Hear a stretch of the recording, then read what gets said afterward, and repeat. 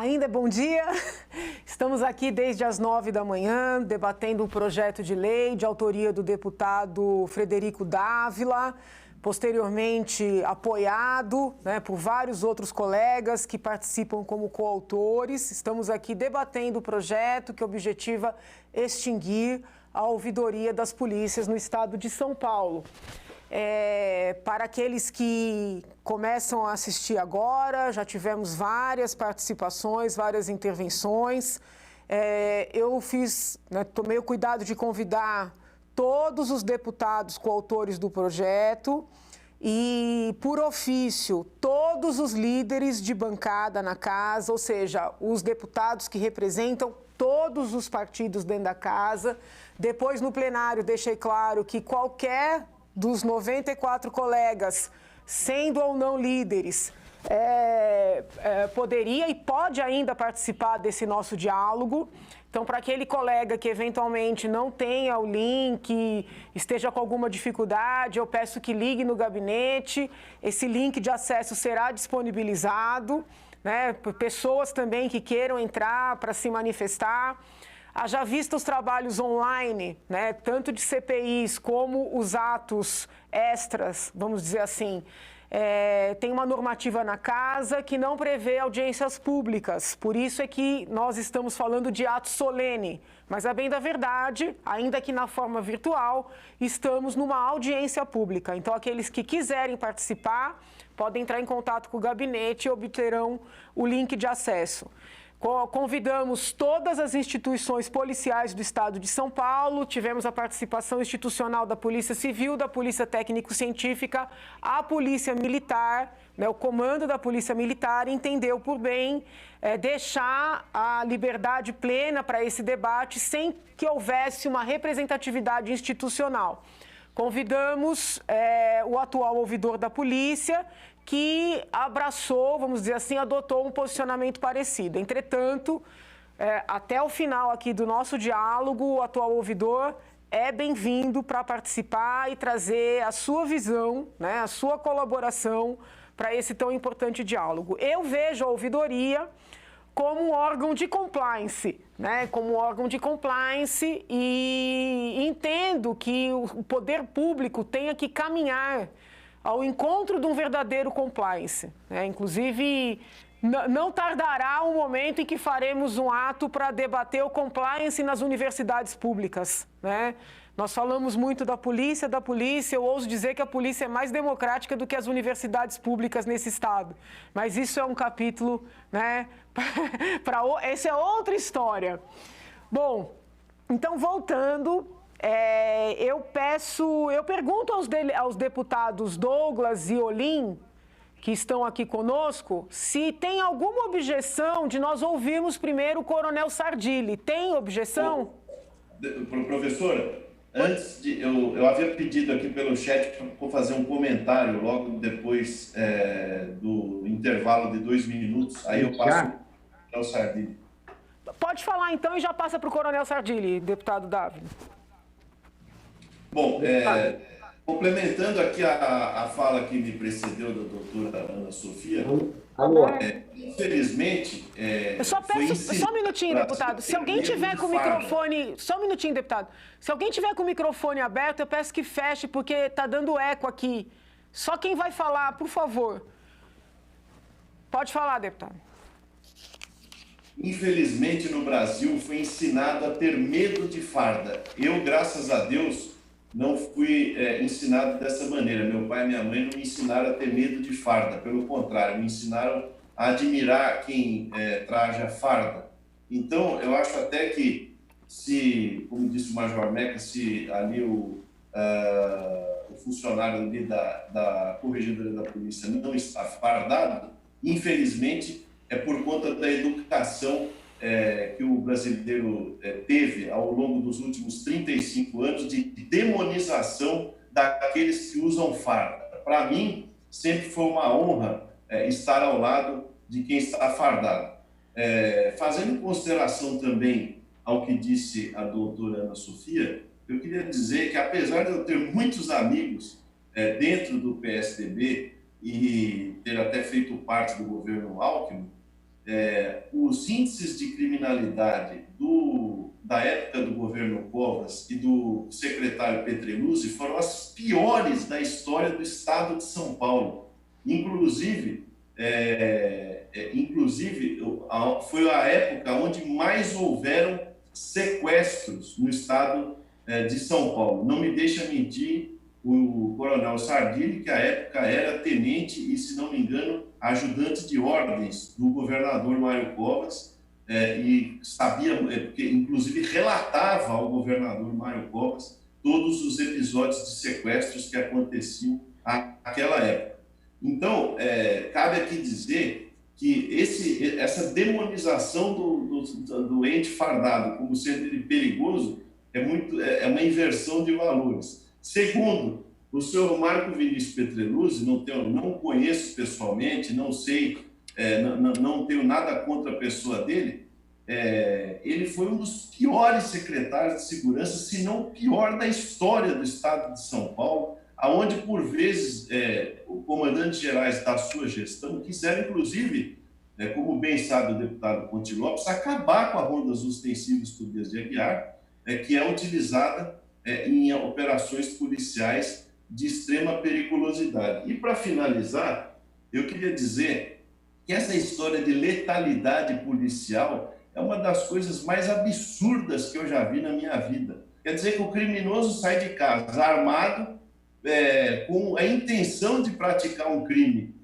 de subtração de bens ou de tirar a vida das pessoas, e a culpa da letalidade é do policial. Essa é a questão. Então quer dizer que o policial ele sai de casa para matar, ele é um açougueiro, ele sai de casa para atirar nas pessoas a esmo, que ele acha que precisam morrer. Não é o bandido que atirou neles, não são os criminosos que atiraram neles. Quer dizer, agora, campanha de baixa letalidade policial, eu quero que, se for contra criminoso, tenha alta letalidade policial, porque uma vez que existe a intenção do criminoso de atirar contra a população ou contra o agente da lei, ele está colocando em risco a população e o agente da lei, e é um preposto da sociedade para defender a sua gente, a sua população e o seu patrimônio. Então, é muito fácil você verificar isso, por exemplo, de novo, nos Estados Unidos, graças a Deus, lá você tem legislações penais bastante diversas, de estado para estado, e, consequentemente, os estados onde as pessoas têm o maior índice de armas por pessoa e maior liberdade das polícias agirem, é onde você tem os menores índices criminais. Então, eu quero deixar claro o seguinte: a letalidade policial não é cultivada dentro da polícia, ela é cultivada pelo próprio criminoso. E como nós sabemos agora, inclusive tem um bom negócio no ramo criminal, que é a alocação de fuzis. Ou seja, você aluga o fuzil, aluga as armas para eles realizarem assaltos em todos os crimes, roubo de caixa eletrônico, roubo de caminhão forte, roubo de, enfim, toda a sorte que você puder imaginar. E aí nós verificamos que nem o caso lá de Viracopos, aonde tinha um caminhão de lixo com uma metralhadora antiaérea .50. Quer dizer, letalidade policial, eu quero mais que a polícia mate esses criminosos. Esses criminosos não podem estar no meio da nossa sociedade.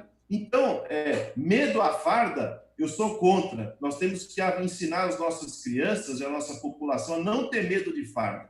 Segundo, os piores índices criminais do Estado de São Paulo foram observados durante a gestão Mário Covas e Marco Vinícius Petreluzzi. Terceiro, a letalidade policial, ela é uma consequência da agressividade dos criminosos. Então, fica aqui meu registro. E agora eu passo a palavra ao coronel Alberto Sardini. Só um esclarecimento, deputado. Só para a gente não politizar, né? A doutora Ana Sofia faz menção ao secretário Petreluzzi e ao falecido governador Covas, porque ela trabalhou nessas gestões, mas ela nunca teve um trabalho partidário, né? Como eu também não tive. Até lembro que na época do impeachment eu era muito atacada, né, como tucana, porque passei por alguns cargos eminentemente técnicos. Então, eu só queria fazer esse registro, que o trabalho dela, como o meu, eram trabalhos técnicos. Foi quando ela coordenou a CAP que se iniciaram, né, todos os processos de informatização dentro da secretaria, sabe, os boletins, o Infocrim, análise de dados criminais, que era algo que praticamente não existia antes.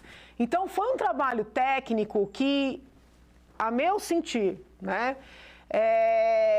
colaborou muito para a queda nos índices. Porque, assim, às vezes a gente fala assim, olha, naquele momento os números estavam muito elevados. É fato, estavam. Eu lembro que fizemos várias reuniões sobre o número de homicídios, mas a partir desse trabalho técnico é que começou a haver uma queda.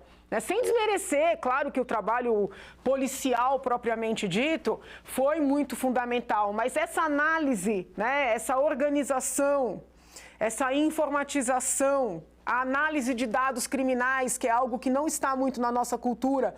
Vossa Excelência sempre traz exemplos dos Estados Unidos. Eu não tenho nenhum viés anti-americanista, nunca tive, mas poucas pessoas lembram que nos Estados Unidos eles têm a cultura da análise de dados.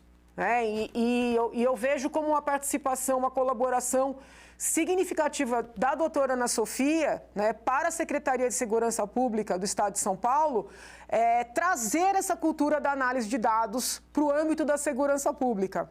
Isso é assim, diretamente oriundo do trabalho dela. E qual o mérito do Petreluzzi nisso? Pelo menos eu vejo assim, ter dado essa liberdade para ela trabalhar, né, tecnicamente. Quando nós falamos de letalidade, eu pude integrar uma comissão que analisava a letalidade nas ações policiais, e o nosso objetivo era avaliar quando o policial morria numa ação, quando da ação ocorria uma morte, fosse de quem fosse, de alguém que estava possivelmente envolvido, certamente, sabidamente envolvido, de uma vítima que eventualmente era refém. Então, era também um trabalho técnico, que eu me lembro assim com muito carinho da participação do falecido Paulo Mesquita, né, que era um técnico, não era alguém que era contra a polícia, inclusive ele que desenvolveu muito, na época, o Disque Denúncia.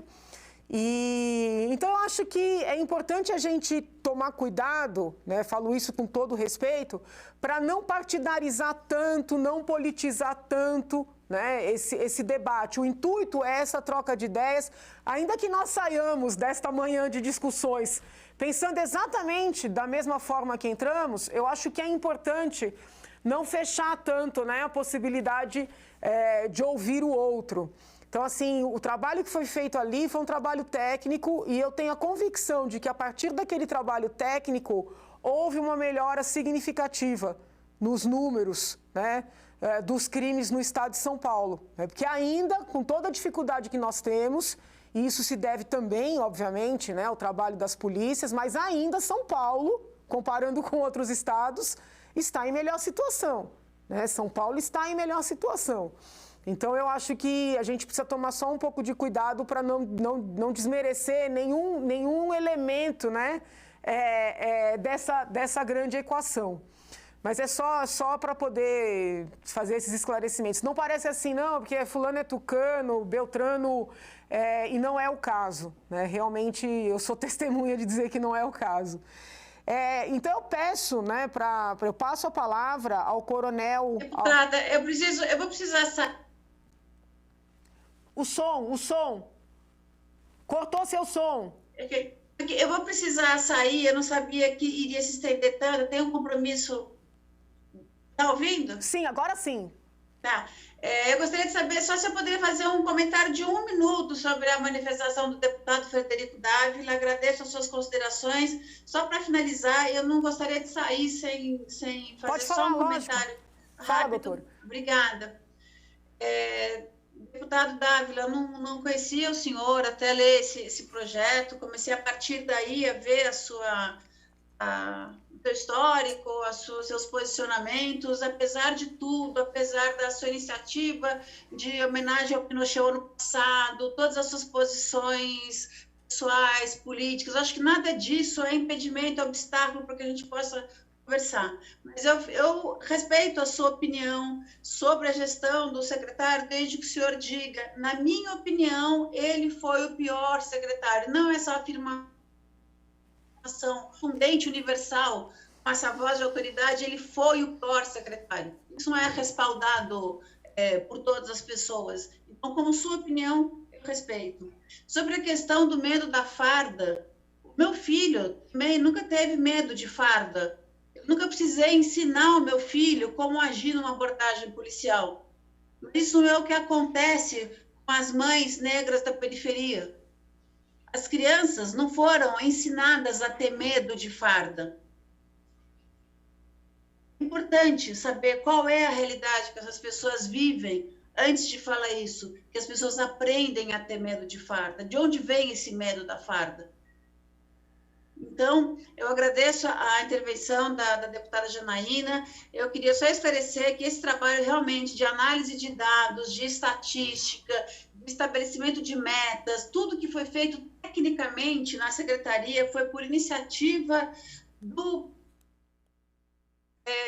Petreluzzi. Até então, não havia nem estatística confiável. O prefeito de uma cidade do interior saber qual que é o número de homicídios da sua cidade para poder fazer a sua gestão, precisava mandar um ofício para a CAP, lá ficavam concentrados todos os dados estatísticos e depois de alguns meses, se fosse o caso, ele receberia a informação. Com a gestão e com a transparência bancada pelo governador Covas, esses dados foram para a internet. Basta clicar no headzinha e tem qualquer do interior, em qualquer lugar da cidade, e tem lá os dados estatísticos. Essa transparência, um trabalho primoroso de credibilidade dos dados estatísticos foi feito para poder trabalhar com o problema. Muita gente, na época do governo, resistia. Eu lembro de uma reunião com o governador Covas, com o secretário Petreluzzi, a gente defendia a transparência dos dados e uma melhora das estatísticas, porque isso era a ferramenta básica. A Polícia Militar não tinha acesso aos boletins de ocorrência da Polícia Civil. A gente falava, isso é instrumento de trabalho, isso precisa ser aberto. Quem trabalhava nessa época pode confirmar isso que eu estou falando. O Infocri foi um trabalho para essa transparência de dados. Então, foi muita coisa que foi feita. Então, antes de criticar dessa forma tão dura como o senhor fez, por favor, eu fico à disposição para contar um pouco do que foi aquela gestão, de tudo que a gente fez. Erros foram cometidos, poderia ter sido feito mais. Sim, mas teve um trabalho de aprimoramento técnico, de estatísticas, de compartilhamento de áreas de atuação. Muitas vezes o delegado de polícia nem sabia quem que era o comandante da PM que trabalhava na sua área, porque as áreas geográficas não eram compatíveis.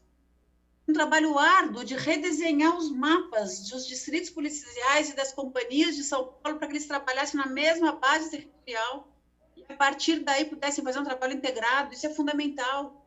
Então, foi muito trabalho duro, trabalho incansável, reunião, fim de semana, feriado, trabalho de 12, 13, 14 horas por dia. Então, por favor, não desmereça isso sem conhecer melhor. Obrigada. Obrigada, doutora Ana Sofia. Eu passo a palavra ao coronel Alberto Malfi Sardilli, agradecendo a paciência, né? O senhor que era para falar no início, a gente acabou, mas eu tenho certeza que o senhor compreende e eu agradeço a participação. A palavra é do senhor, coronel.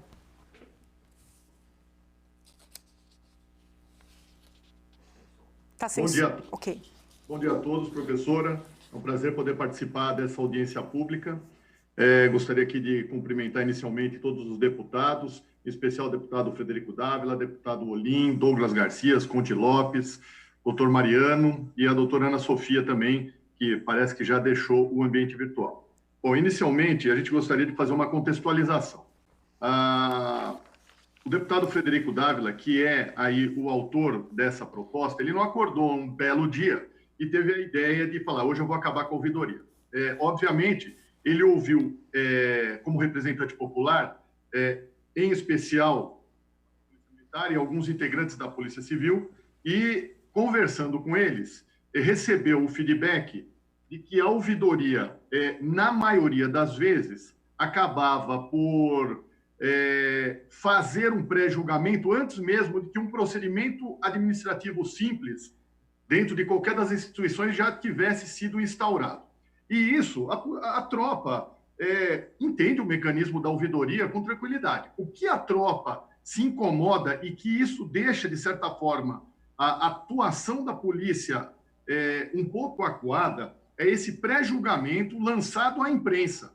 Porque a gente entende que o papel da imprensa também é divulgar, mas divulgar algo de forma antecipada, até mesmo de um procedimento simples administrativo, e já começar a formar um pré-julgamento, isso, de certa forma, incomoda muito a Polícia Militar. E a gente também precisa começar a discutir qual a forma de polícia que a sociedade quer. Nós estamos falando de democracia. A ouvidoria, ela é composta, basicamente, desde a sua existência, 20, 25 anos atrás, de 3 partidos. Eu não vejo isso como democrático. Sinceramente, eu não vejo. Nós estamos falando de praticamente um governo, que foi o governo do PSDB, que eu posso falar, porque eu trabalhei dentro do governo como ajudante de ordens do governador Geraldo Alckmin, do governador Mário Covas, conheci o Petreluzzi, sei até como foi feita a indicação do Petreluzzi para ser secretário, ainda no momento que ele era assessor especial do doutor Mário Covas. Então, a gente entende o propósito da criação da ouvidoria, só que a forma que ela vem atuando, e eu não vou ser específico desse ou daquele ouvidor, parece aquela pessoa fofoqueira, que é louca para saber de um fato, para divulgar rápido, para ficar com algum ganho nisso. Ninguém ganha fofocando coisas contra um órgão de segurança. O órgão de segurança é para todo mundo. Eu não quero falar mal de um guarda, de um policial, não preciso disso. Agora, é óbvio que numa instituição de vamos falar das 2 polícias, quase 140 mil homens, achar que não vai ter problema com 40 mil intervenções por dia. Agora, um fato vira um negócio que parece a cereja do bolo. Aparentemente, a gente na polícia, a gente não se preocupa realmente com a ouvidoria. A gente se preocupa com a corregedoria, porque essa a gente sabe que é firme. Essa, ela é inflexível. A gente é treinado na polícia desde sempre. Eu entrei com 15 anos, fiquei 35 anos na polícia. A gente é treinado desde sempre a respeitar as regras. A gente não suporta um policial vagabundo do nosso lado. A gente não quer isso, porque eu faço segurança também para minha família, para a família de vocês. A gente não quer dividir o banco de uma viatura com um policial que burla as regras. Nós temos ferramentas para cortar na carne. A ouvidoria é importante? Eu acredito que seja. Em órgãos que não tenham corregedoria. Mas se for para flexibilizar de alguma forma, o que eu entendo é que essa ouvidoria efetivamente tem que ser algo democrático. Algo que tenha na sua composição policiais. Nós temos dentro da legislação da ouvidoria, que é a Lei Complementar 826, que é proibido o policial militar compor a ouvidoria. Onde está a democracia nisso? Será que é democrático eu não poder compor a ouvidoria? Todo o grupo de integrantes da ouvidoria é escolhido por uma pessoa só. E a polícia, que é antidemocrática, a gente precisa entender o que a comunidade, o que a nossa sociedade quer. Quer uma polícia que não atue? Porque eu vou falar uma coisa, professora. O bom policial, ele se expõe. O bom policial, ele dá a cara a tapa. Ele entra para prender o bandido. Que ele corre riscos de, às vezes, sair da legalidade. E por isso que tem a corregedoria. Ninguém aprova. Mas se ele for buscar o bandido, ele dificilmente vai ficar 100% do tempo dele dentro da legalidade. É a mesma coisa a gente falar de um funcionário da limpeza pública e querer que o cara fique cheiroso no final do serviço. Como é que um lixeiro pode estar cheiroso no final do serviço? O policial bom, ele põe a cara e ganha pouco para isso, porque ele trabalha com sangue. Ele põe o sangue dele dentro da viatura. Agora, o policial vagabundo, safado, Esse não dá, esse daí não vai dar trabalho para a ouvidoria. Nunca. Porque ele não se expõe. Ele não dá cara a tapa. A corregedoria tem pastas de processo, mas a ouvidoria possivelmente não tenha nenhum caso. A ouvidoria, ela é um órgão teoricamente democrático. Se tivéssemos nela essa composição, como anteriormente eu comentei, eu não consigo enxergar democracia num órgão que a gente tem restrição de integrantes. Para denúncia, eu posso fazer denúncia por e-mail, eu posso fazer denúncia por WhatsApp, diz que denúncia. A ouvidoria, ela encaminha. Quem faz todo o trabalho de polícia judiciária ou de correição são as corregedorias. Até porque, senão até 1995 ou 97, a gente não teria, então, direitos aí da população? Aconteceram fatos, mas vai acontecer sempre. É o que eu falei, a gente tem 40, 50 mil intervenções por dia. Por dia. Eu fui outro dia conversar com o comandante-geral, que fez certo de não vir participar, viu, professora? Fez certo. Porque eu sei a opinião da Polícia Militar. E ele não pode se manifestar, não pode, conforme o pensamento da integralidade dos oficiais da Polícia Militar e das praças. Porque a gente viu a participação respeitosa do general, respeitosa do doutor Maurício, mas todos estão alinhados ao nosso governador, que no início, na apresentação do projeto, foi favorável. E agora mudou. Eu não sei por quê, mas mudou. Então, a minha opinião, como coronel da Polícia Militar, que trabalhou 35 anos, eu entendo que a gente tenha que ter órgãos fortes de corregedoria, órgãos de corregedoria. Além da corregedoria, a gente tem o Tribunal de Justiça Militar, tem o Ministério Público. Agora, a ouvidoria, ela está, de certa forma, sempre envolvida com parte. Eu não quero politizar aqui, eu quero ir para o lado técnico. Mas eu vou fazer uma situação eu vou comentar uma situação que é real. Eu quero que seja, olha, até o doutor Mariano, aqui numa audiência pública, se na composição existe algum integrante de partidos de direita, em algum momento da ouvidoria. Eu levantei todos os nomes da ouvidoria e do CONDEP. 90%, 80% tem relação direta com partidos da esquerda. E quando se falou da criação da lei federal 13.675, que trata do Sistema Único de Segurança Pública, e que a criação de ouvidoria seria algo necessário, não se falou da não participação de policiais militares nela. Não se falou da participação de policiais civis nela, de policiais da Polícia Técnico-Científica. Essa regra, ela veio aqui em São Paulo, dentro de um governo com um determinado viés. Mas a polícia, ela não fala nada. Por isso que eu falo, a razão do comandante-geral não ter vindo aqui não é à toa. Se ele fosse falar ok, ele viria, como ente político. Mas não pode. Até porque a nossa disciplina não permite esse tipo de participação. E não precisa a ouvidoria falar isso. A gente tem isso dentro da nossa formação. Então, o que eu entendo, existem 2 projetos em andamento. O PLC 31 e o PL 618.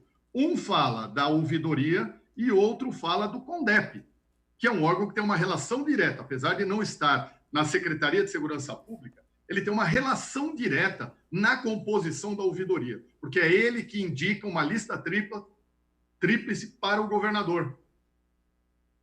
Vamos levantar as últimas listas. Não precisa falar do conselho todo. A sociedade, inicialmente, precisa saber que polícia que eu quero. Uma polícia que passe a mão na cabeça do bandido, uma polícia que prenda o bandido. E essas 2 atividades, elas têm comportamentos um pouco diferentes. Eu posso falar, eu comandei a cavalaria, comandei a rota, comandei a Polícia Ambiental do Estado de São Paulo. Posso falar porque eu lidei com tropas especializadas que invariavelmente se envolviam em ocorrências de gravidade. E eu, como comandante, era o primeiro a me preocupar. Porque eu tenho uma farda que hoje que me orgulha. Que eu sei o quanto representa para a sociedade. E a gente não pode imaginar a possibilidade de um policial fazer alguma coisa errada e eu participar encobrindo a atividade do policial. Não vai na direção dos valores que as polícias têm. Vão acontecer sempre. Assim como morre gente em mesa cirúrgica, assim como cai casa com projetos aprovados por engenheiros, acontecem os fatos. A gente lida com vidas humanas 24 horas por dia, nos 365 dias do ano. Não é fácil. O policial ganha R$3.000. Doutor Mariano bem falou, é estudioso da questão de suicídio na Polícia Militar. Por que ele se suicida? Pela cobrança que ele tem.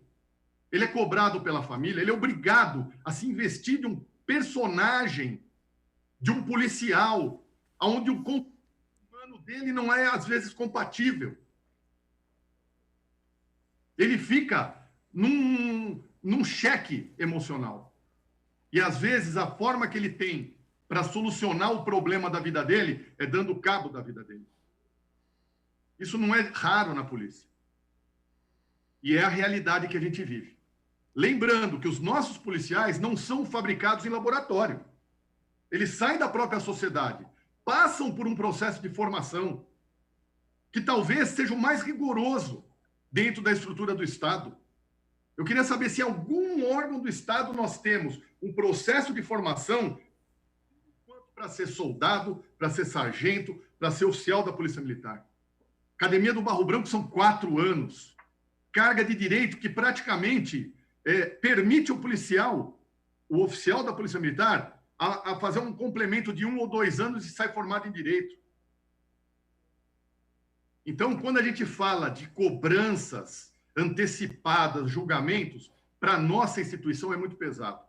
O que a gente precisaria ter era um órgão, como o doutor Greco falou, um órgão de ouvidoria, mas que desse apoio ao policial militar. Ontem mesmo tivemos uma ocorrência em Diadema, ou sábado ou foi domingo, em Diadema, onde 2 policiais militares foram roubar uma festa e encontraram um outro policial militar que trocou tiro e matou um deles.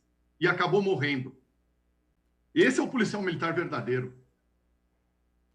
Não os 2 vagabundos que se travestem de policial militar. Mas não precisa ouvidoria para fazer a gente entender quais são as nossas obrigações.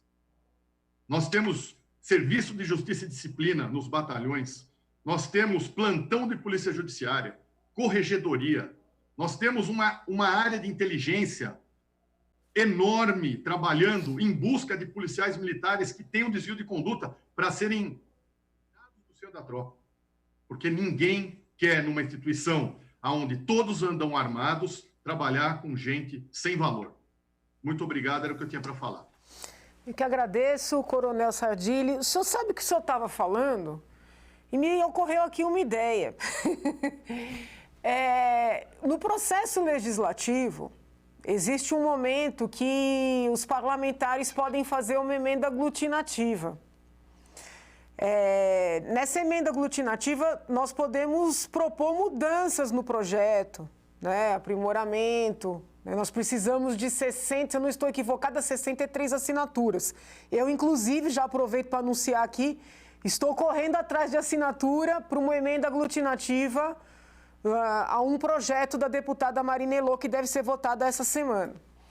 Então, talvez, aí fica um pensamento alto aqui, talvez fosse interessante os colegas que são autores desse projeto de extinção da ouvidoria, eventualmente se reunirem e avaliarem se não seria adequado aproveitar o projeto, se entenderem assim, para fazer uma aglutinativa, para transformar a ouvidoria num órgão mais democrático.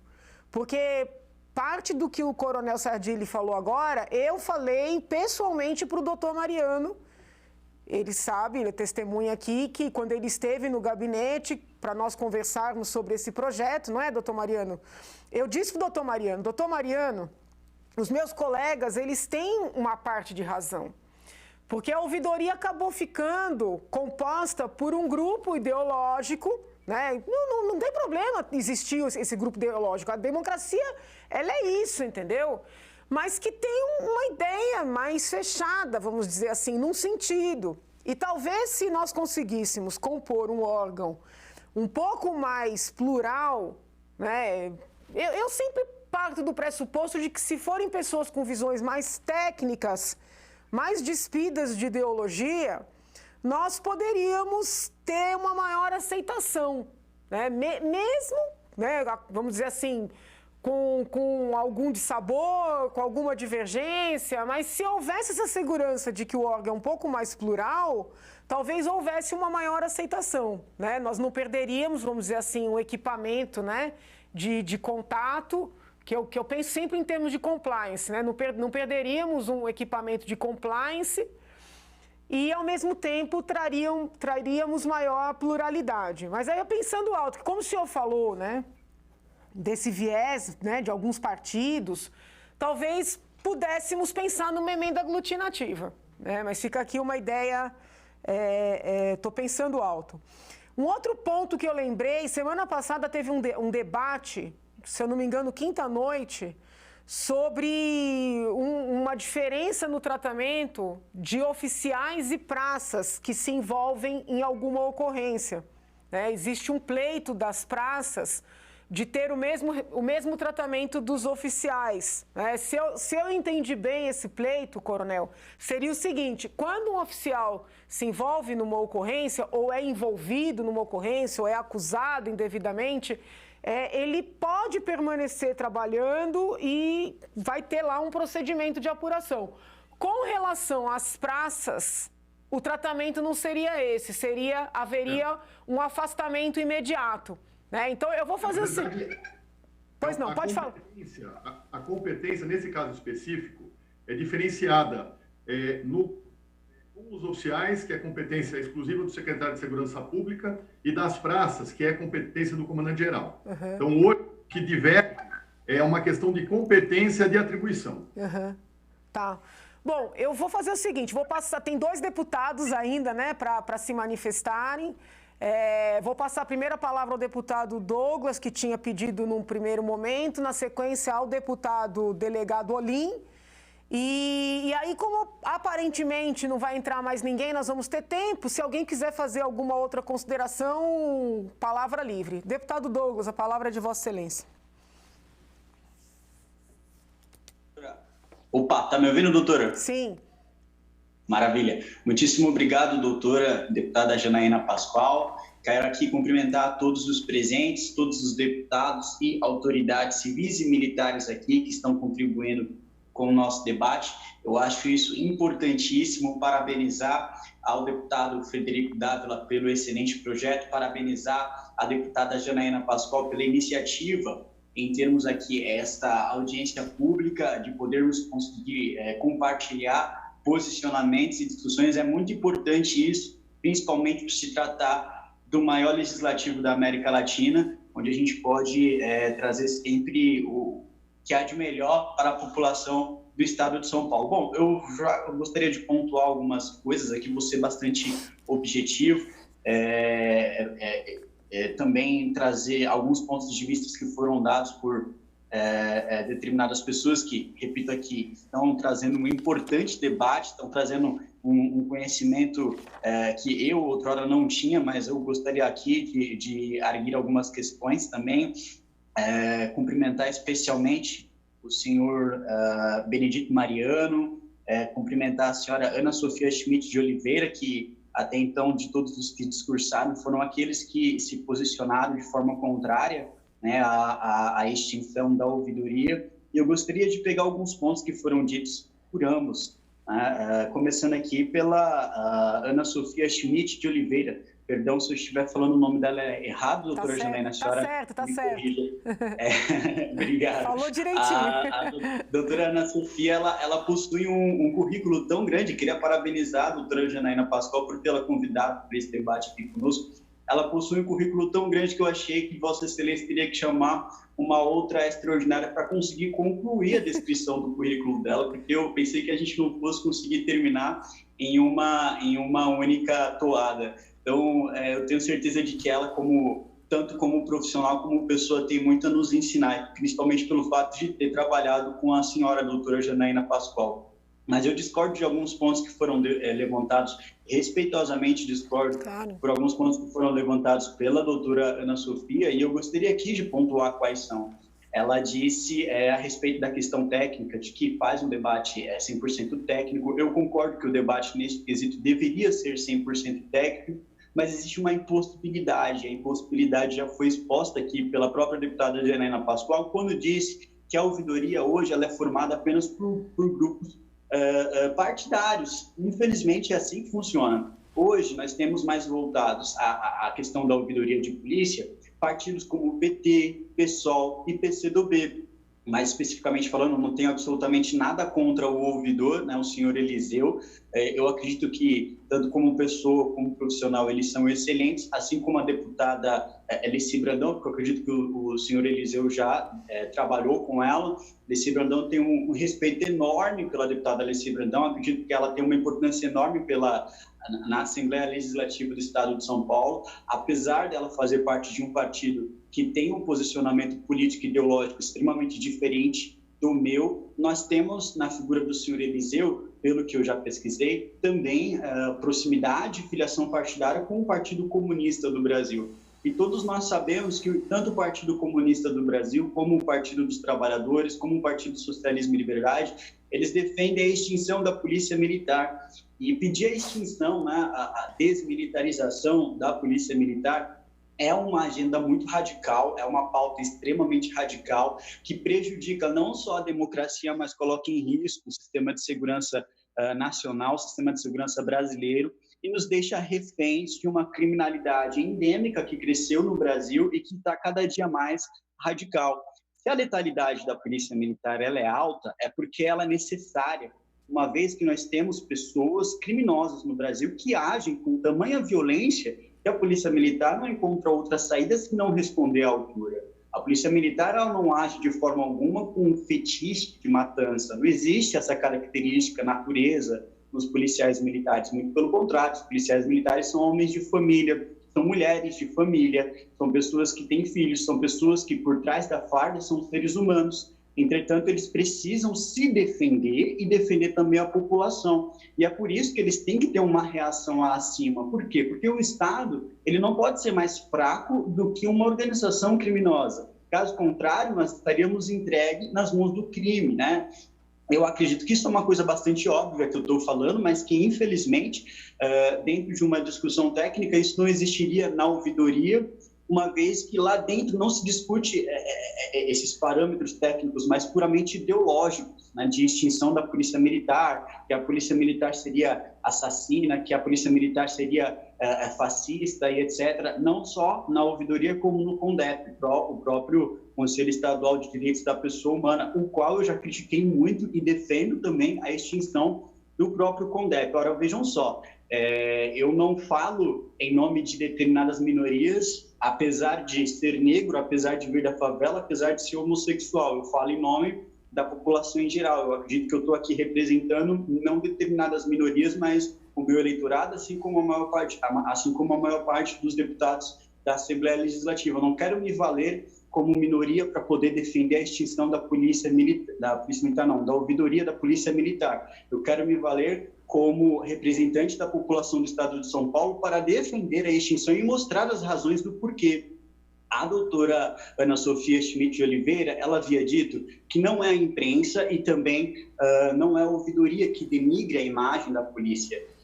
Que quem denigra a imagem da polícia seria a própria violência policial. Ora, eu vou trazer um fato que eu mesmo vivenciei enquanto deputado na Assembleia Legislativa. Acredito que a deputada Janaína Pascoal, o deputado Frederico Dávila, o deputado delegado Lino vão se lembrar desse caso. Aconteceu na Escola Estadual Emílio de Barros, fica na zona oeste de São Paulo. Inclusive, saiu na imprensa o seguinte: a ouvidoria pede para que a Corregedoria da PM afaste policiais que aparecem em vídeo agredindo alunos em escola de São Paulo. o que aconteceu foi o seguinte: a ouvidoria da polícia informou que pediu à corregedoria o afastamento de alguns policiais que aparecem em vídeo agredindo e ameaçando alunos dentro de uma escola estadual na zona oeste da cidade de São Paulo. As imagens elas circularam nas redes sociais e mostram pelo menos 5 agentes da Polícia Militar dando socos e chutes em 2 jovens, um aluno e outro ex-aluno da Escola Estadual Emílio de Barros, no Jardim Bonfiglioli, acho que é assim, na zona oeste da capital. Vejam só, e nessa mesma toada, o Conselho Estadual de Defesa dos Direitos da Pessoa Humana, que é o CONDEP, eles levaram, de acordo com o entendimento do próprio CONDEP, que houve abuso de autoridade, que houve lesão corporal e abuso de autoridade cometido pelos policiais militares dentro deste ato. Vejam só, o CONDEP, que é um dos órgãos que trabalha relacionado à ouvidoria da polícia. Bom, essa foi a matéria que foi circulada pelo G1, por diversos jornais, Folha de São Paulo, Estadão, etc., e foi sendo divulgado o dia inteiro. Eu lembro neste dia que foi assim de forma maçante, divulgado nas redes sociais e também na imprensa, denegrindo a imagem da Polícia Militar, dando a entender que os policiais simplesmente entraram na escola e agrediram cerca de 5, não lembro quantos estudantes, a bel prazer, simplesmente porque eles têm um prazer de agredir pessoas que são pobres, pessoas que são negras, pessoas que vivem na periferia.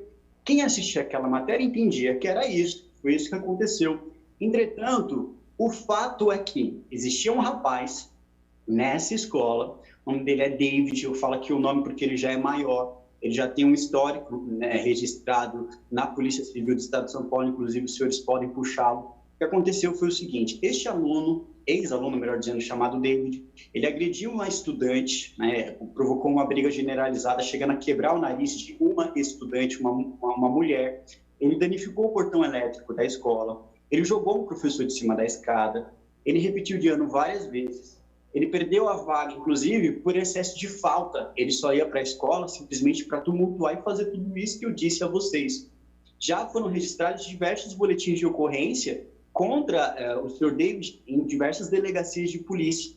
E neste episódio em que o David estava dentro da sala de aula, ele não deveria estar lá. Por quê? Porque ele já não era mais estudante, ele já não era mais aluno. E muito provavelmente estava causando tumulto, como sempre teve esse histórico de causar o tumulto. Então, a direção da escola chamou a Polícia Militar pedindo a retirada desse estudante de lá. Foi quando houve essa ação da polícia, que deveria sim ser uma ação enérgica, porque quando a pessoa, porque quando a direção da escola, ela sente a necessidade de chamar a polícia, é porque a direção já perdeu o controle sobre aquela pessoa. Aquela pessoa ela não queria sair de forma pacífica, não queria sair de uma maneira que não seja utilizando a força, que não seja utilizando a violência. Então, a Polícia Militar foi chamada e foi retirado aquele estudante, juntamente com seus amigos que não concordaram com a saída dele, daquela forma. Por quê? Porque a polícia ela não podia se colocar no sentido de, olha, por gentileza, os senhores poderiam sair daqui? Isso já havia sido feito. Estávamos em um outro patamar, em um outro tipo de ação que deveria ser levada a cabo pela Polícia Militar. Mas este detalhe de que este menino tem todo esse histórico, que menino de maior já, inclusive, já passou dos 18, tem todo esse histórico, não foi colocado pela imprensa, não foi noticiado pelo CONDEP, não foi noticiado pela ouvidoria de polícia. Ou seja, não é a Polícia Militar quem denigre a imagem da própria corporação ou da instituição através das suas ações, mas a forma com que é colocada pela imprensa, pela ouvidoria e pelo CONDEP, que tem um objetivo único, porque se você olhar aqueles que veiculam essas informações, essas pessoas defendem abertamente a extinção da Polícia Militar, a desmilitarização da Polícia Militar. Então é muito mais do que uma análise técnica, é uma análise 100%, é uma pauta 100% ideológica, pelas quais eles são baseados e atuam para defender a extinção da PM, e não só a extinção da PM, como também a criminalização da atuação da Polícia Militar. Bom, então foi falado bastante sobre diálogo, fortalecimento do diálogo. O fortalecimento do diálogo, ele não existe quando partidos políticos eles trabalham com essa forma tão radical. Não dá para pensar nas ações desses partidos meramente pautados em análise técnicas. Eles trabalham em única e exclusivamente com análises ideológicas para conseguir extinguir a polícia militar, criminalizar a atuação dos policiais militares e, aparentemente, a defesa de bandidos, porque eu não vejo outra explicação. Com perdão aqui ao senhor Benedito Mariano, discordo do senhor quando diz aqui de que não devemos falar sobre a questão ideológica, muito pelo contrário, quem traz questões ideológicas para esse debate é justamente aqueles que defendem a manutenção da ouvidoria da polícia. O senhor falou, inclusive citou aqui o Dom Paulo Evaristo Arnes.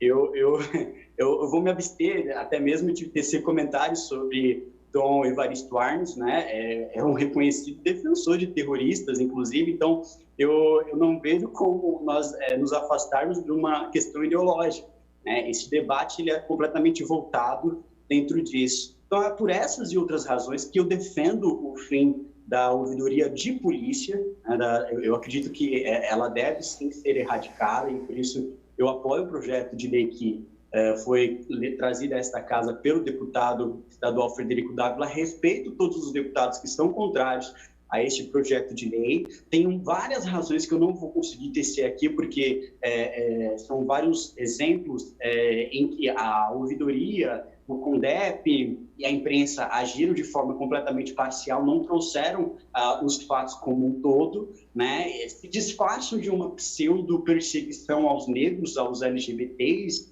às minorias, etc., para defender que a polícia tenha que ter uma ouvidoria que não apenas trabalha no sentido de criminalizar a atuação da própria polícia militar, como também alguns de seus integrantes defender a extinção e a desmilitarização da polícia militar.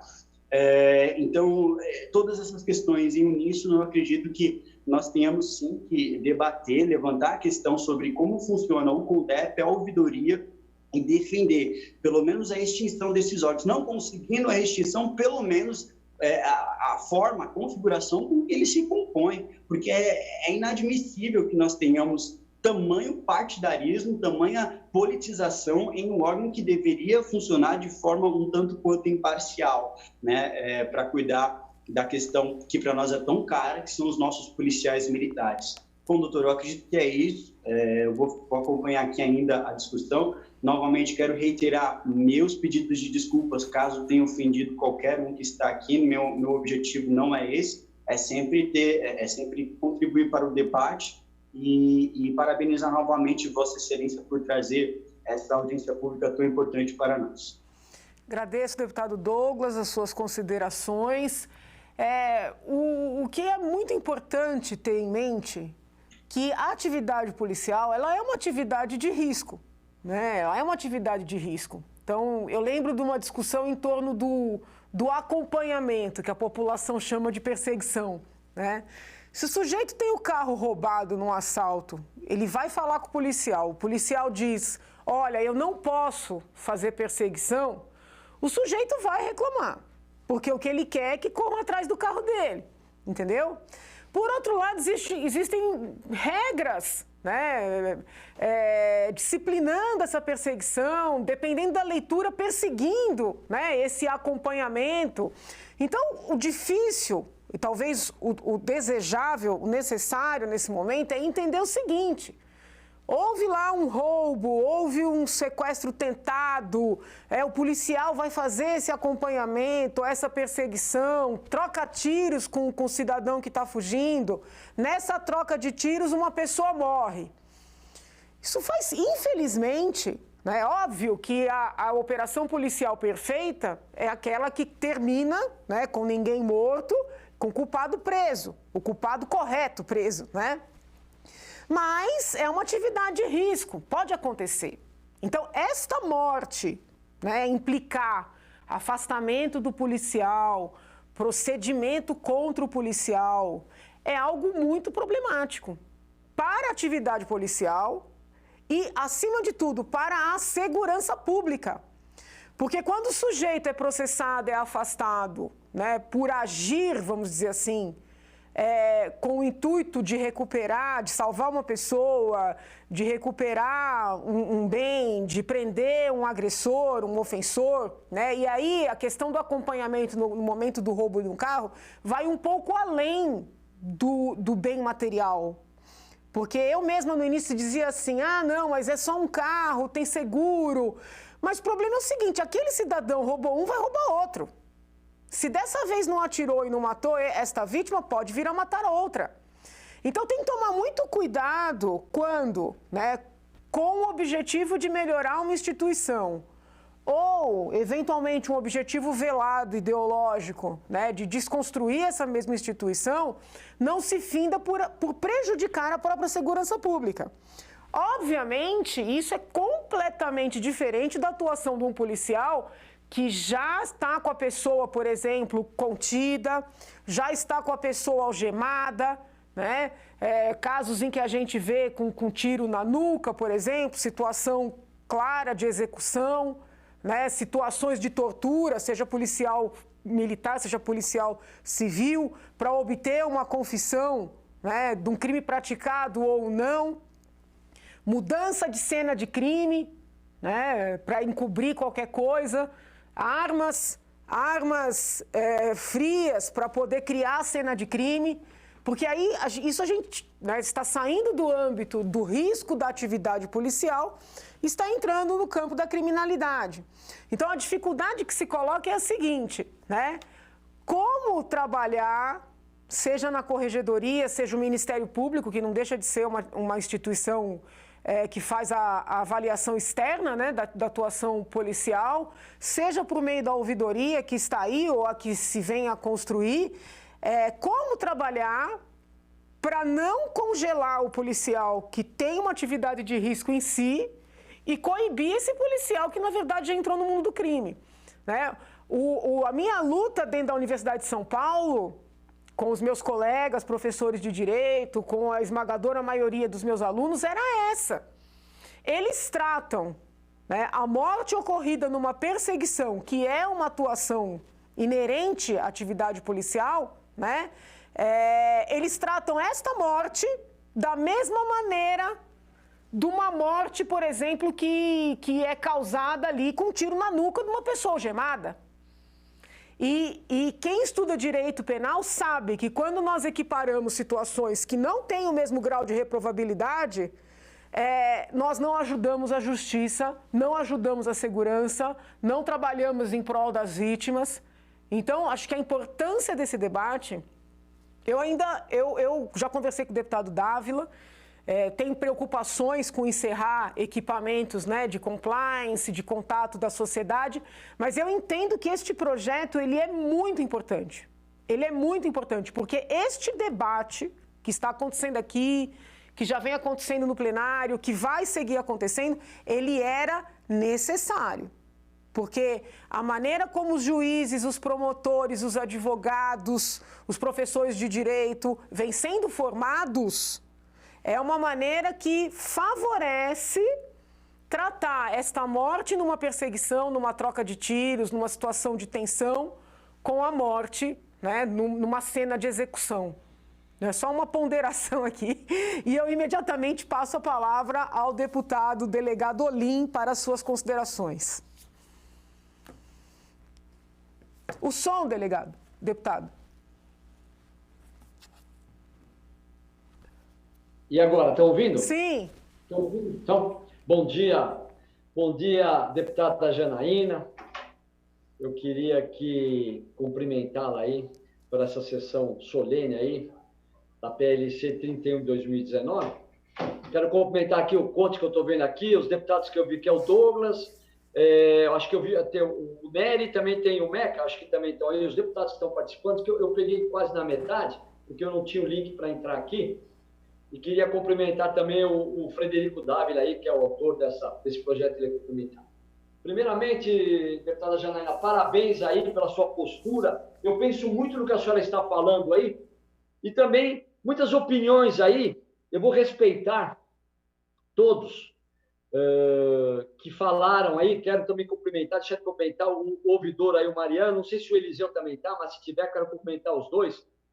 Em nome de todos os ouvidores que foram da polícia, eu tenho que deixar bem claro que, como delegado de polícia, eu trabalhei em vários departamentos, cumprimentando o coronel Sardilha aqui, cumprimentando todos os policiais militares e as pessoas civis que participaram aqui, que era um lugar operacional que eu tinha muito problema assim com a ouvidoria. Problemas esse que eu recebia, principalmente da divisão de sequestro, que nós tivemos aí 54 sequestros por mês, eu chefiei a divisão de sequestro, e nós tínhamos muitas denúncias, e vizinhos que tinham bronca de outros vizinhos, davam que era um cativeiro. E nós chegávamos com tudo, estouramos mais de 25 cativeiros, deixamos 0 de sequestro em São Paulo.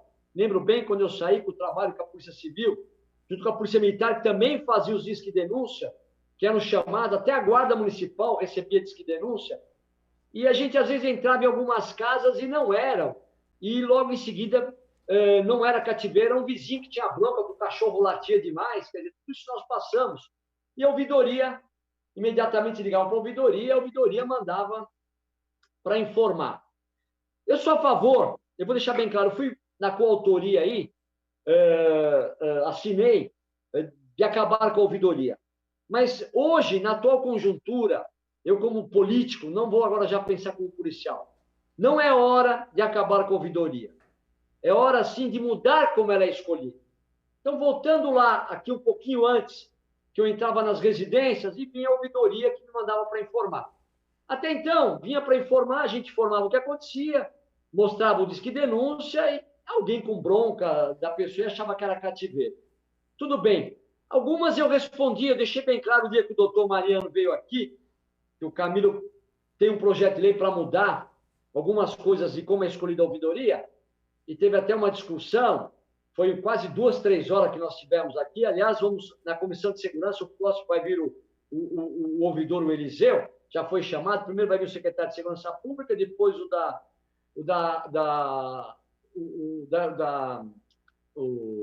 secretário, o coronel da assuntos penitenciários, depois vai vir o nosso ouvidor. Eu respondia todas as que a ouvidoria mandava. Quando a ouvidoria mandava qualquer coisa, que a ouvidoria também começou a querer exercer uma função de corregedoria em cima das polícias. Eu recebi várias ofícios para informar, vinha para eu informar, como eu trabalhei sempre operacional, por que a viatura tal passou em tal lugar, ou por que a viatura tal abordou não sei o quê. Eu vou dizer para os senhores, e falei isso por dia, que o Mariano esteve aqui, respeito muito, eu jogava no triturador, eu não respondia nada. Eu não respondia nada, vinha cobrança, eu nunca respondi. Só respondia aquele que eu via que realmente eles estavam dentro da lei, perguntando o que aconteceu. Não querendo passar dos que eles não deviam passar dos limites. Eu acho que nós já temos uma corregedoria. O Ministério Público é uma corregedoria para nós. É uma corregedoria. Nós temos a imprensa. Então, é duro ser policial. Então, eu respondia dentro daquilo que eu achava que eles tinham o direito até de saber. Coisas que eu achava absurdo, eu nunca respondi. Então, a Polícia Civil é um pouco diferente. A Polícia Militar tem mais números na rua, ela tem mais problemas com a ouvidoria. A Polícia Civil é muito pouca. A gente não é de ficar entrando em casa ou abordando. É muito pouco, vem para a gente informar.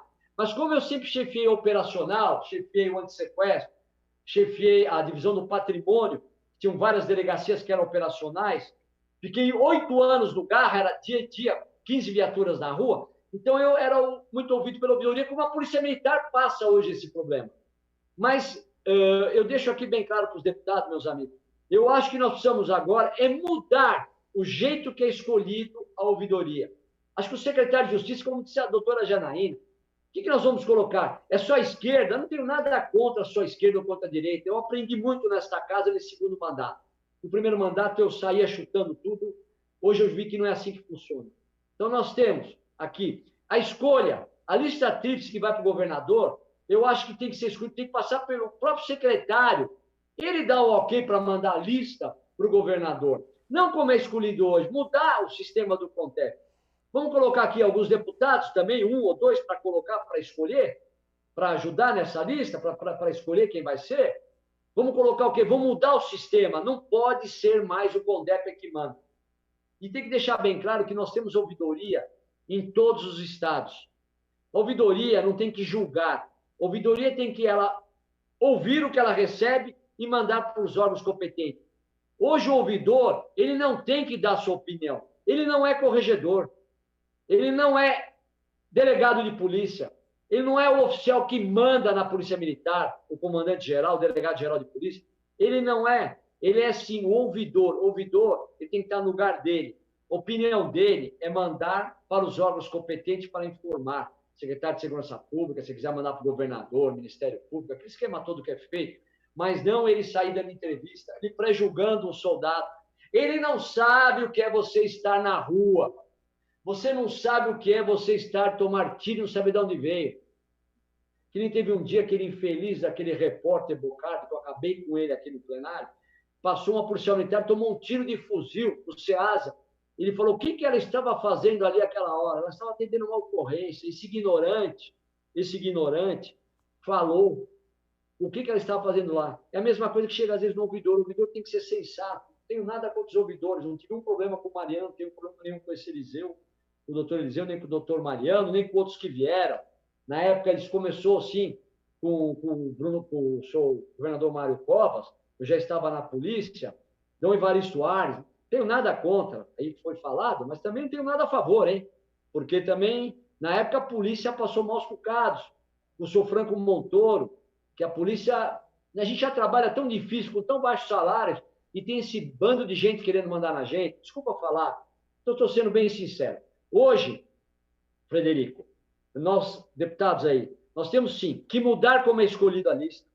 Não temos horas de mudar a ouvidoria. A ouvidoria tem que continuar, é mais diferente. E hoje o ouvidor fica 2 anos. Acho que o ouvidor também pode ser destituído pelo governador se ele fizer alguma coisa errada. Porque você, como coronel, ou major, ou soldado, você é afastado. Delegado é afastado. Eu acho também que se ele falar demais, ele tem que ser afastado, tem que estar na lei. E não está na lei, tem que ficar de 2 anos. O ouvidor é importante. As pessoas mais carentes ligam com a ouvidoria. Eu estou aqui deixando bem claro. Vamos mudar como é escolhido o ouvidor. E vamos manter, porque democracia é isso, nós temos que ouvir todos os lados. Ninguém é mais policiado que a polícia. Ninguém tem mais corregedoria que a polícia. Ninguém tem mais gente para olhar qualquer coisa que fizermos. Nós podemos fazer 1 milhão de coisas boas. Uma coisinha que um ou outro possa fazer errado, com 150 mil homens, batem na gente que nem pegar um pirulito de criança. Então isso tem que acabar, tem que respeitar. Ninguém respeita a polícia. A polícia perdeu a autoridade, mas não é por causa dela, é por causa de tudo isso que está em volta aí. É como eu digo, hoje, se falarem que a gente vai acabar com a ouvidoria, vão dizer o quê? Que é um golpe? É que nem eu deixo aqui bem claro. Nós temos aí o presidente Jair Bolsonaro, dou um exemplo aqui. Ele sabe o que ele está passando como presidente da República. Estou aqui defendendo, estou falando alguma coisa. Mas eu acho que ele tem algumas coisas que ele tem que fazer. Uma PEC para mudar o Supremo. Tem que mudar o Supremo. Nós, deputados, a cada 4 anos passamos o crivo do voto. Lá também tem que mudar, não tem que ser eterno. Vamos colocar o mandato. Se ele fizer isso agora, é golpe. Então, tudo tem sua hora. Agora não é hora da gente acabar com a ouvidoria. Se vamos desculpar, eu como delegado de polícia, como policial, eu acho que nós temos sim que mudar como a ouvidoria vai ser escolhido o ouvidor e o ouvidor saber que ele tem um limite dele. Ele está ali para ouvir e mandar para os competentes. Ele não tem que dar opinião. Não tem que dar opinião. Acabar com isso. Então, se não conseguir isso, vai ter que acabar com a ouvidoria, porque assim nós já temos muitas pessoas para que fiscalize a polícia. Não precisa do ouvidor dar sua opinião. Então, para São Paulo, como todos os estados têm ouvidoria, para não dizer que é um golpe, viu, Frederico? Nós, deputados, somos coautores. Vamos, então, brigar, como a doutora Janer falou, vamos fazer de um jeito que a gente consiga colocar essa mudança. Que o CONDEP participe nós para a escolha do ouvidor. E vamos manter o ouvidor, só que vamos fazer umas regras. O ouvidor vai ter a liberdade dele, aqui ninguém vai querer colher liberdade. Só que não dá entrevista antes de investigar, não pré-julgar. Só isso. Eu acho que a ouvidoria, na atual conjuntura, eu estou deixando bem claro, é importante eu falar que é golpe nós, da segurança pública, querer acabar com a ouvidoria. Como qualquer PEC que o presidente da República fizesse hoje, para mudar qualquer coisa no Supremo, ou uma PEC para... no judiciário que ele quiser fazer alguma coisa para que possa governar, vão dizer que é golpe. Então, acho que nós, na maior Assembleia Legislativa de São Paulo, do Estado, do Brasil, aliás, do Brasil, temos que saber que nós temos que estar numa postura na legalidade que somos. E mudar, sim, como é escolhido o ouvidor, e quero parabenizar mais uma vez aí a doutora Janaína, que eu acho que nós podemos fazer isso. E o ouvidor vai, sim, dar a sua opinião, só o que ele recebe, não ficar falando antes de qualquer outra autoridade, sim, julgando antes de saber o que aconteceu. Porque nós, policiais, sabemos o que passamos. Nós, policiais, sabemos o quanto é difícil para a gente estar na rua. E ainda mais hoje, com isso aqui, qualquer um filma, parece que você é empregado dele, fica te filmando. Faz razão que você esteja, isso aqui tudo é que fala a verdade, e nas verdades, às vezes, não é a realidade. O governador João Dória, eu sei que no começo eu tive conversas de a gente acabar com a ouvidoria, junto com o Frederico, tanto é que eu fui na coautoria, mas, o Frederico, eu acho que a gente pode mudar o sistema e não é hora da gente falar nesse assunto, e sim mudar como é escolhido o ouvidor, tá bom? Sou a favor de mudanças na escolha, na lista tríplice, e que o ouvidor tenha também uma conduta dentro de normas que o mantenham como ouvidor, não como opinião, ou para a imprensa, ou para aparecer. Ninguém tem que aparecer, tá? Vamos primeiro julgar, para depois a gente poder falar. Obrigado, deputado. Era isso que eu tinha para falar, e obrigado a todos que ouviram. Eu que agradeço as ponderações do deputado Olim, e eu estava aqui pensando... Deputada Janaína, me permite 30 segundos, só para me despedir. Quem está chamando, que eu não consigo ver? Desculpa. Benedito Mariano. Faz favor, doutor Benedito, pode falar. Não, eu só queria, eu botei no chat aí, eu tenho uma reunião daqui 15 minutos, estou desde o início aqui no debate.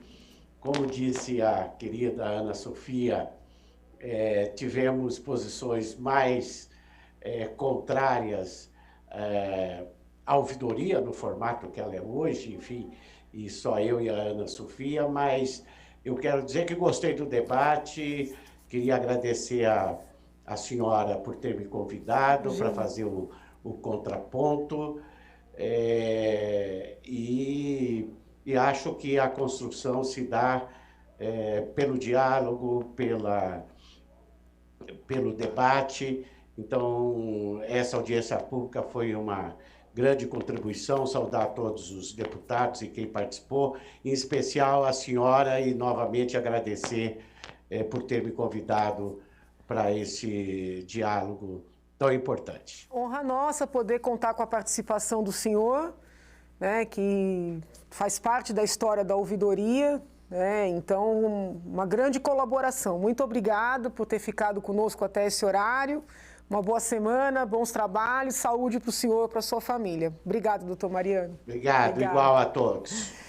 Bom, conforme eu ouvi o deputado Olim, eu percebi também que, além da emenda aglutinativa, que é um processo um pouco mais complicado, porque nós precisamos de 63 assinaturas, nós temos a possibilidade de uma emenda de plenário, que aí são 19, né? Estou dizendo isso só porque é interessante. Quando eu comecei, nesta manhã, esse diálogo aqui com os senhores e aqueles que participaram, essas duas hipóteses da emenda aglutinativa e da emenda de plenário não haviam passado na minha cabeça.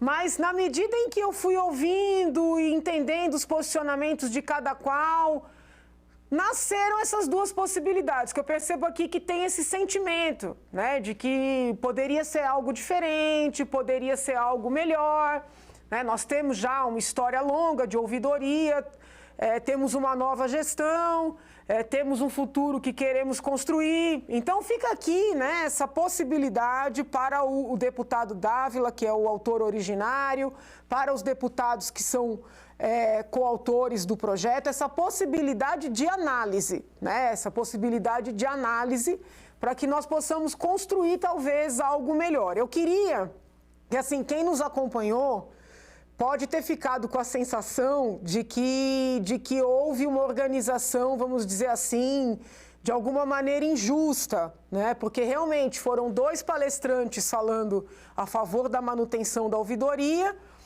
um falando claramente, né, para manter a ouvidoria com regras diferenciadas e a esmagadora maioria a favor da extinção. Então, eu quero reiterar, né, aqui a informação que dei no início, no meio. O atual ouvidor, doutor Eliseu, também foi convidado, né? Inclusive, eu abri espaço para ele participar e o mesmo tempo para o assessor dele, que é o, vamos dizer assim, o assistente técnico hoje na ouvidoria, e eles entenderam por não participar, talvez para deixar uma maior liberdade para esse debate, mas houve o convite e houve, né, um ofício, houve um e-mail para todos os líderes de bancada de todos os partidos. Então, assim, os colegas, vamos dizer assim, que historicamente estão mais ligados à ouvidoria, eles poderiam ter participado, né? Então, não é que os convites foram direcionados, não. Tá? Então, eu quero fazer esse registro para não passar a sensação de que as pessoas foram inviabilizadas. A participação do público no sistema online é um pouco mais complexa. Tá? É um pouco mais complexa. Entretanto, enquanto estávamos aqui, né, ficou a possibilidade de qualquer pessoa entrar em contato ou aqui com a Rede Alesp ou no gabinete para ter acesso ao link para ingressar. Eu só não publiquei o link nas minhas redes sociais, o link de acesso ao Sistema Zoom, porque senão ficaria inviável sob o ponto de vista da organização, de liberar som, de fechar som, né? Porque, por mim, eu publicaria o link também para que todos pudessem se manifestar. Algumas pessoas entraram, infelizmente não puderam ficar até o final, é o caso do coronel Melo Araújo, então peço perdão, né, de não ter tido a oportunidade de passar a palavra para ele no momento que era apropriado, de acordo com a agenda dele. O deputado Freitas, idem, já me desculpei com ele. E o assessor do deputado Itamar também acabou não tendo oportunidade de fala. Então, acredito que tenhamos chegado ao fim desse nosso debate. Eu agradeço imensamente a disponibilidade, a participação, o desprendimento do deputado Dávila, né, de permitir aqui que eu chamasse essa conversa.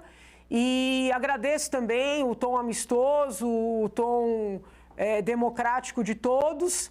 Aviso que no dia 14 de setembro eu tenho um outro ato solene, porque as normas prevêem dessa forma, mas uma outra audiência pública já agendada para debatermos a morosidade, ou melhor, buscarmos celeridade na adoção de bebês no estado de São Paulo, porque as crianças findam, vamos dizer assim, entre aspas, envelhecendo nos abrigos. Alguém está pedindo a palavra? Não, teve aqui uma intervenção. Eu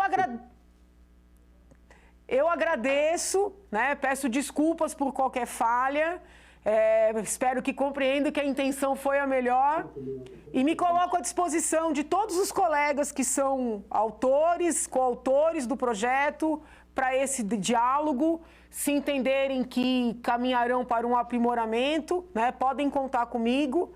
E para este e para os outros projetos, né, o diálogo é a minha marca desde sempre. Uma boa semana, uma boa segunda-feira para todos, uma boa semana, saúde, né, para os participantes, para as suas famílias e para todos aqueles que nos acompanham. Fiquem com Deus.